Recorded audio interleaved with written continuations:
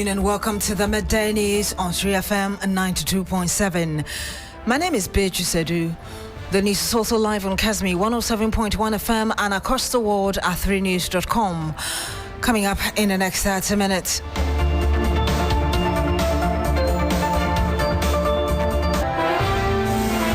Striking members of the Teachers and Educational Workers Union TEWU of TUC insist they will not call off their industrial action despite the NLC's invitation to the negotiation table over poor working conditions.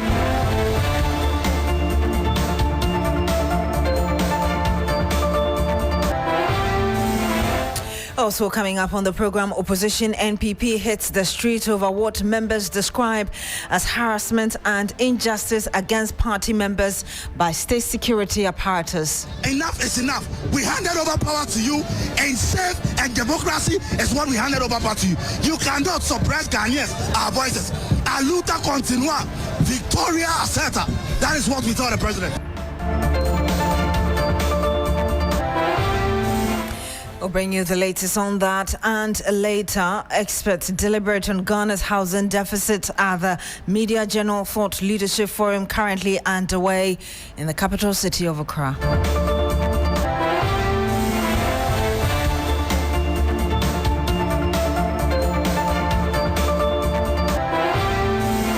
Thank you very much for joining us this afternoon. We start in Accra, where the youth wing of the New Patriotic Party NPP is staging a demonstration dubbed Yesuro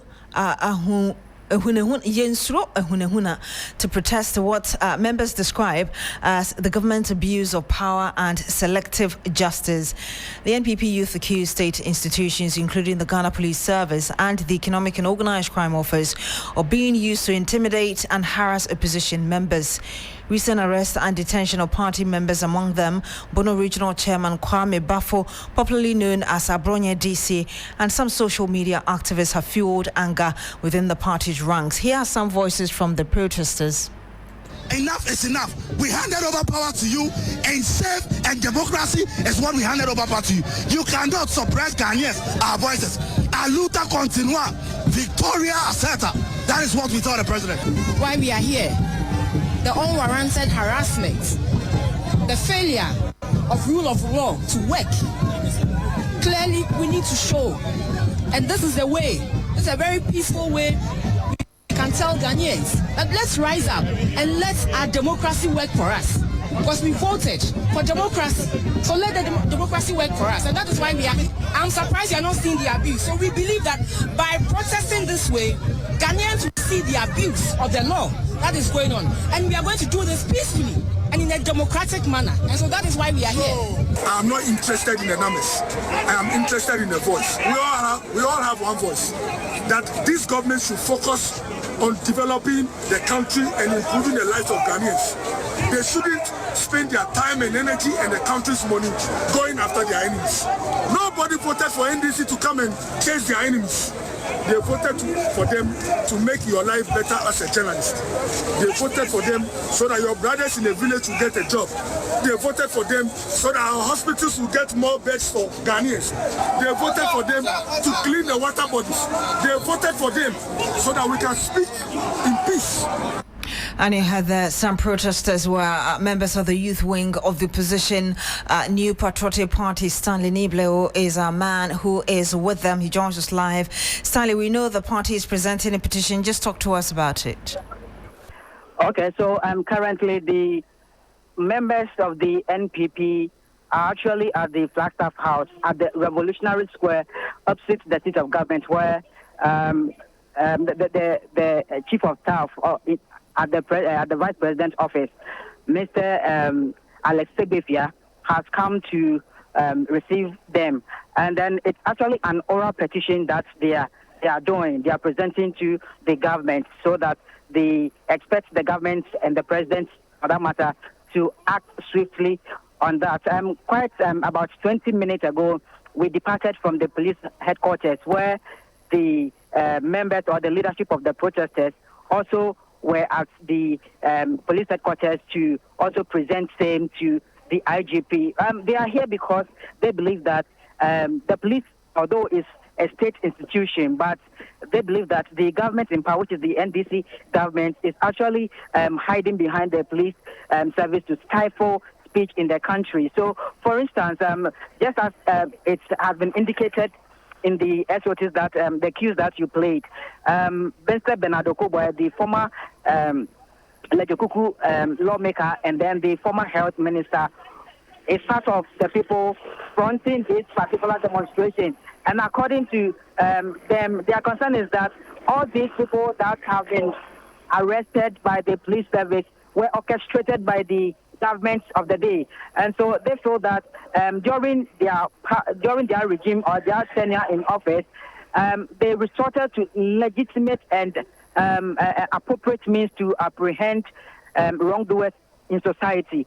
But this time around, the NDC and the police service are actually, because they are doing all they can or they could to stifle speech in the country, when somebody is alleged to have committed a wrong, they actually go after the person in a Black Maria, especially in the case involving the Bunu regional chairman Abronye DC. And so they believe that they are not saying that if somebody speaks ill or defames or commits an offense in the country, that person shouldn't be dealt with, but rather they should resort to appropriate and dignified means to get these people behind bars and even arraigned before court, so that courts, they should be put before a judge so that the judge would adjudicate or preside over the wrong that the person has done, but not that they should be, the people are being detained.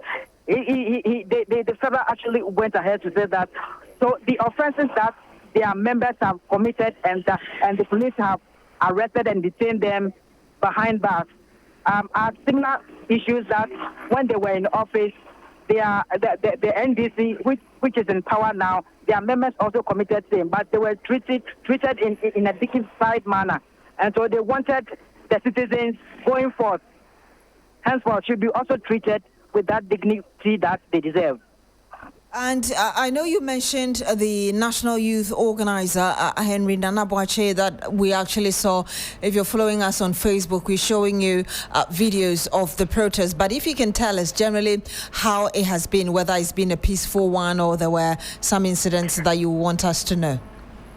So generally, this has been one of the peaceful or the most peaceful protests in the country.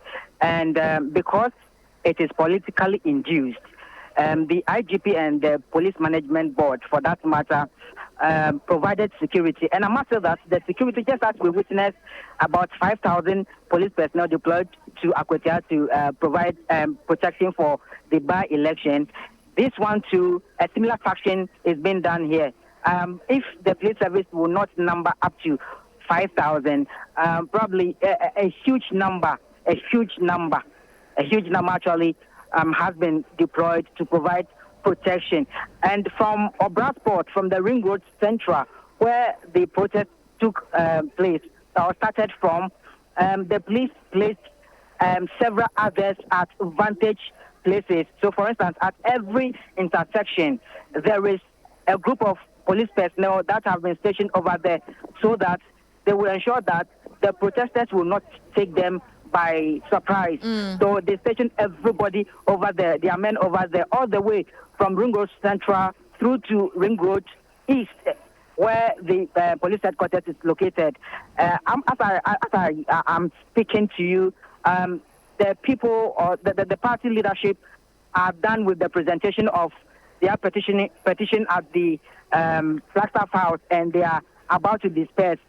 They are about to address their members, and then finally they will disperse from the seat of government. Thank you very much, Stanley Nibleo. He's our reporter following the youth wing of the opposition NPP protesting against what they call the intimidation of members by the government using state apparatus. Let's head for the court now. And the 11 West African nationals who filed a legal action against the Ghana government have been deported to their home countries, lawyers have told an Accra High Court. The 11 nationals comprising 4 Nigerians, 3 Togolese, 2 Malians, 1 Gambian, and one Liberian were seeking the enforcement of their human rights, arguing that they were being detained in Ghana against their will. They also filed an injunction against their repatriation and another order compelling the government to produce them before the court. Lead counsel for the deportees, Oliver Bakavamao, indicated to the court that his client had been deported over the weekend, a situation which therefore compelled him to withdraw the suit since it had become moot. Lord Edwasare is a man in court following this. He joins us live on the line. Lord, if you can tell us more about today's proceedings. Right, Beatrice. So at the last adjourned date, the presiding judge in the matter told lawyers for the U.S. deportees that there are two motions which they had filed ex parte.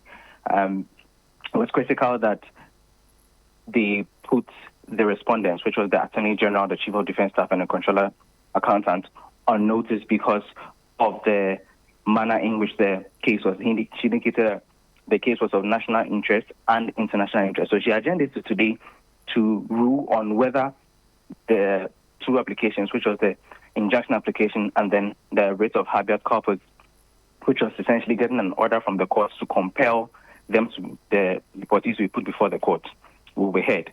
So when the case was called today, the judge indicated that he actually ordered the lawyers of the deportees or for the deportees to put the Attorney General, Chief of Defense Staff, essentially the respondents, on notice because of the interest in the matter.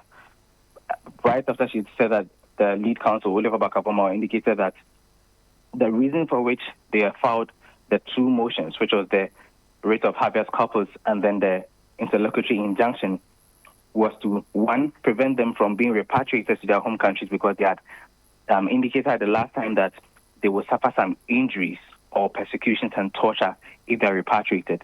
And two, because they are being held against their knowledge or their rights, they should be put before the courts. Now, events had been overtaken because Oliver indicated that just this past weekend, the 11 U.S. deportees from the various West African countries have been deported to their home countries, rendering their suits at this point irrelevant or moot.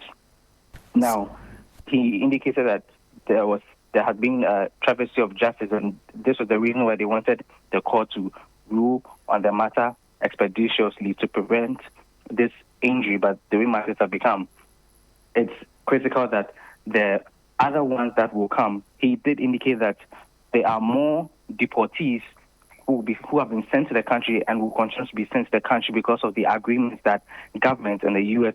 government have had. And so more of these suits will be put before the court. And so he was admonishing the court to the next time be more expeditious in seeing to the matter so that there will not be a travesty of justice. Now, after that, in ruling and striking out the motion as withdrawn, the presiding judge expressed unhappiness or dissatisfaction at the fact that the deportees had been repatriated, although the suit was in court. But be that as it may, she still struck out their motions, which had become moot, as withdrawn. And so that's what happened in court today. So essentially what this means is that Oliver Bakavamao is not pursuing this case, so we should consider that there's no case of the sort in court moving forward. At this juncture, he withdrew two. There was one other motion which was seeking their rights to be sort of fought for.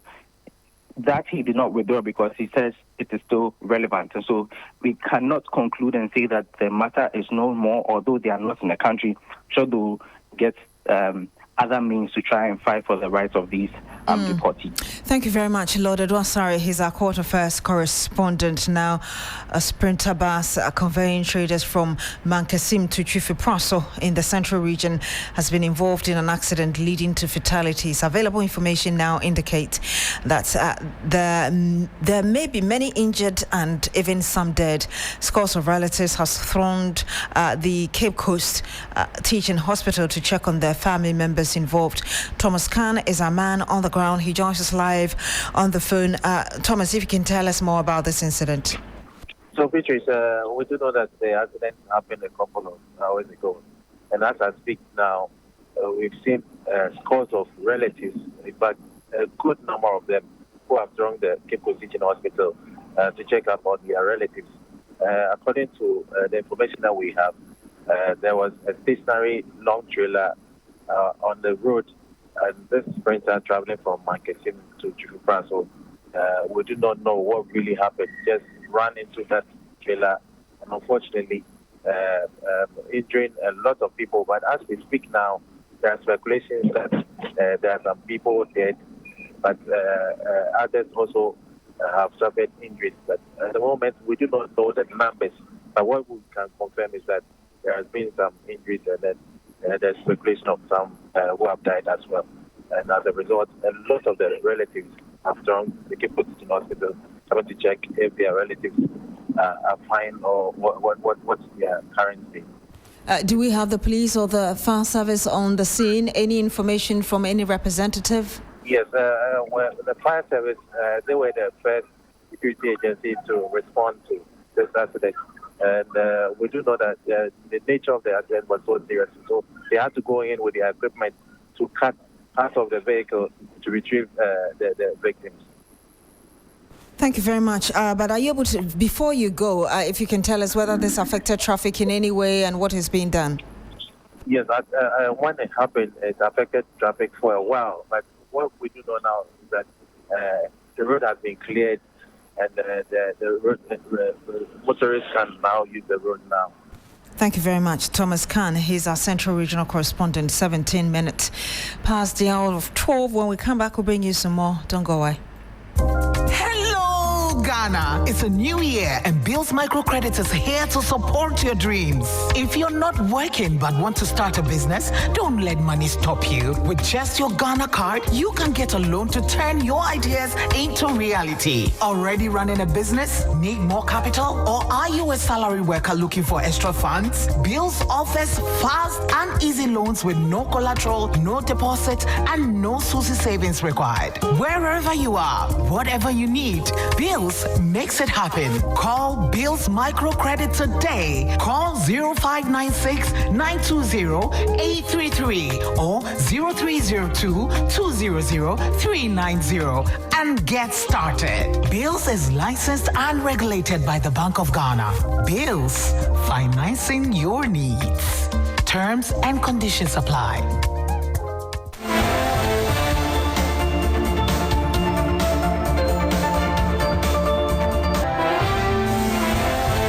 And you're still here on 3FM 92.7. Now, President John Mahama is calling on African leaders to treat health not as a cost, but as a driver of development and sovereignty.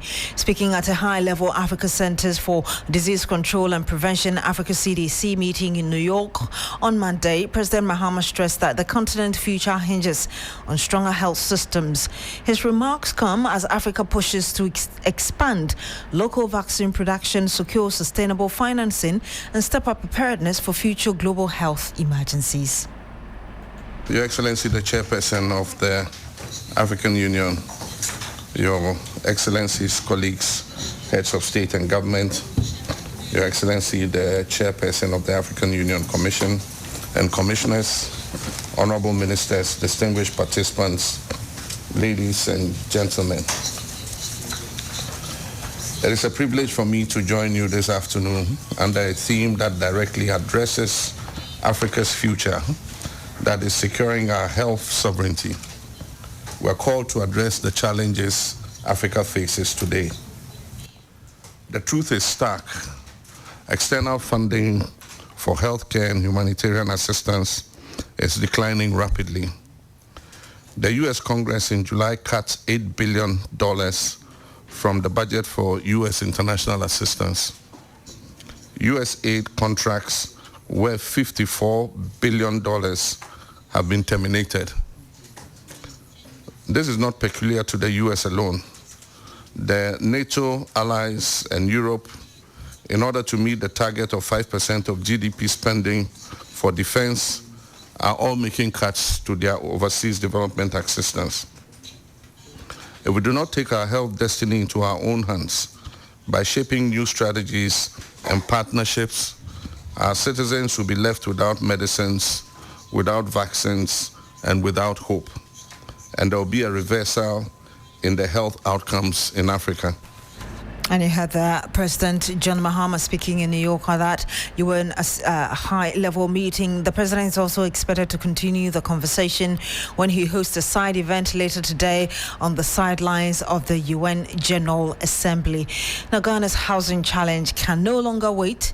There's only 5% of the country's population can afford to buy a house without assistance.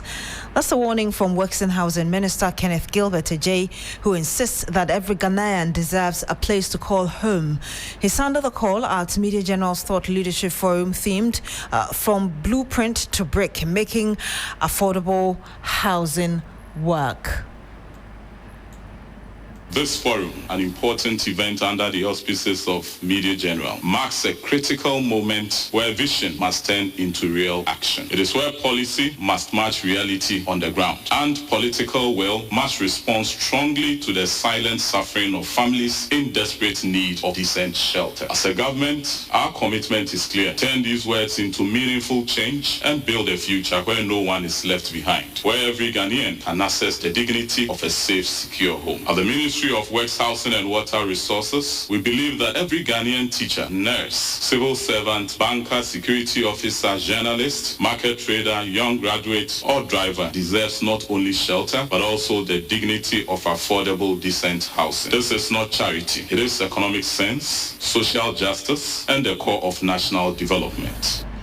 And you heard the Works and Housing Minister Gov't, Chief Operating Officer of Media General Nneoma Ishan, stressed the crucial role the partners play in ensuring a thriving industry. Built estates often start with solid infrastructure, a strong sense of community and real social bonding. But to keep them in the original pristine condition, resident needs to pay service charges. But try collecting service charges from your average Ghanaian pensioner and you would realize why over time these communities that start as model communities are no longer sustainable and slowly decline. We will notice that sustainability in the long run is a much bigger challenge. That's why the role of our partners is so important. Rehoboth Properties is showing us how to design and deliver homes that are both affordable and dignified. ADB PLC, with its plethora of facilities, is making home ownership a real possibility for working families. The Department of Architecture in KNUST is training the young generation in terms of sustainability, innovation, and affordability for the average Ghanaian. The National Home Ownership Fund is building the financial framework to keep affordability alive beyond the ribbon cutting. And Syntex stands, they offer the critical services like water storage and sanitation, so often overlooked as we build the backbone of our housing solutions. And he had there the CEO of Media General Nneoma Ishan. Now, the Teachers and Educational Workers Union, TEWU, says its indefinite strike will continue despite a directive from the National Labour Commission, NLC, asking the union to suspend the industrial action to allow negotiations to resume. Over 50,000 members of TEWU laid down their tools last week, demanding that government and the Fair Wages and Salaries Commission immediately conclude and sign the long-delayed conditions of service. General Secretary of TEWU, King James Azotiba, insists that the strike will not be called off until there is a firm commitment backed by action from the authorities. The union argues that its members have waited too long for the conclusion of negotiations, which have dragged on for years without resolution. Meanwhile, the NLC has summoned TEWU to appear before it on Wednesday, the 1st of October, urging them to return to work while talks continue. Let's go to the University of Ghana now, where TEWU members are holding a press conference to drum home their concerns over poor conditions of service. Nura Mohammed is our reporter monitoring that for us. He joins us live on the line. Nura, what are the union members saying regarding the call to suspend their strike? They are currently at the University of Ghana main gate, and they are saying that the government has not met their conditions of service, and if all these conditions are not met, they will not be returning to. Some of these conditions include, according to them, they have not been paid. Some too have demanded a salary increment, and others too, who are due for promotion, have not been promoted.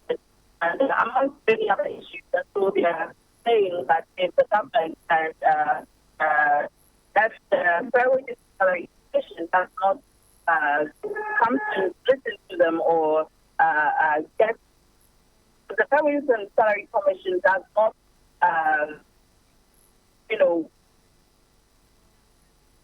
Hello, Nura, are you still on the line? Yes, can you hear me? Yes, your line went off a bit. If you conclude on conclude for us. Yes. So if FWSC does not, listen to them and then actually meet their conditions, they will not be returning. And so they urge all their members and executives across the country to cease from operating and from reporting.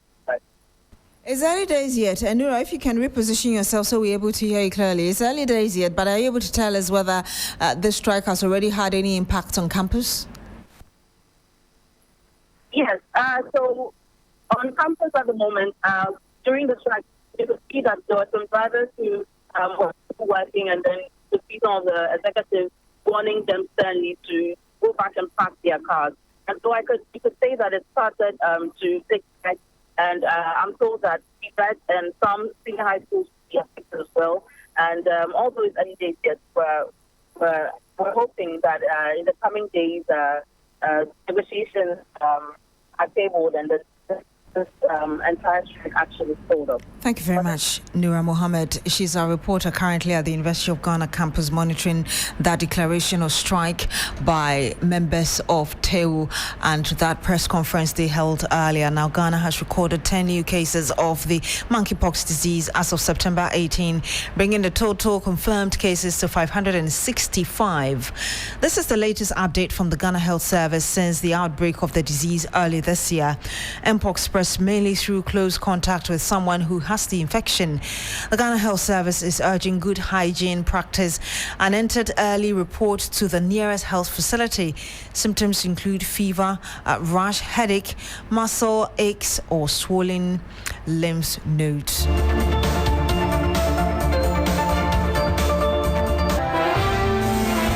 Now, before we go there, Sokoremampo Municipal Assembly has identified and marked several buildings for demolition as a critical step in its flood prevention strategy.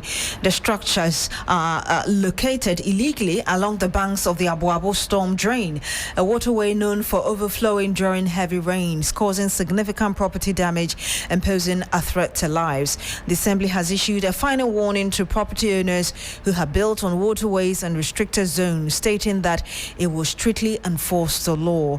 With the rainy season underway, our reporter Ibrahim Abubakar assesses the situation on the ground, and he'll be joining us in subsequent bulletins. But ahead of that, the MCE for the area has been speaking. Let's listen to exactly what he told our reporter earlier. We have given them the other opportunity of doing the demolition themselves within a space of 1 week.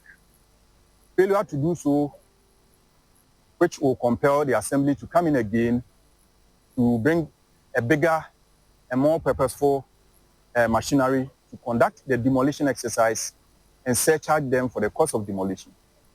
There's a lot of indiscipline within the fiscal planning space, within the municipality. And this is something that I'm willing to confront head on.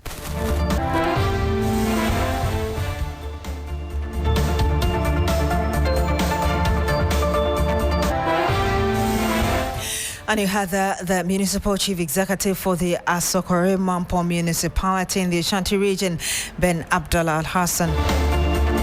That's it for the Midday News here on 3FM 92.7. Log on to 3news.com for more news. Have a good afternoon.